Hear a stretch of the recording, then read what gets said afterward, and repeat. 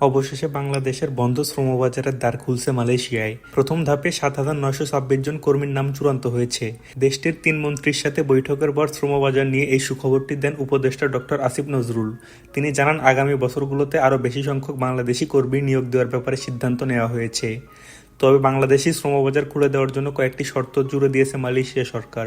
সিন্ডিকেটগুলোর জন্য গত বছর মালয়েশিয়া যেতে পারেনি হাজার হাজার শ্রমিক।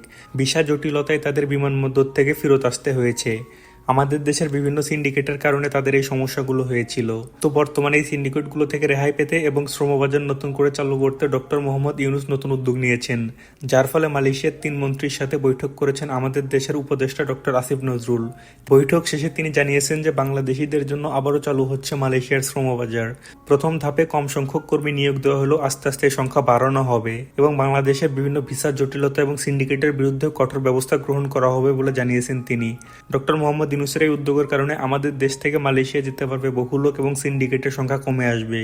তো এই ছিল মালয়েশিয়ার ভিসা চালুর সর্বশেষ আপডেট। আশা করি ভিডিওটি আপনাদের উপকারে আসবে। ভিডিওটি ভালো লাগলে লাইক ও শেয়ার করুন। আর আপনি যদি এই চ্যানেলে নতুন হয়ে থাকেন এবং ভিসা সংক্রান্ত সকল ধরনের খবরাখবর সবার আগে পেতে চান, তাহলে আমাদের এই চ্যানেলটি সাবস্ক্রাইব করে আমাদের সঙ্গেই থাকুন।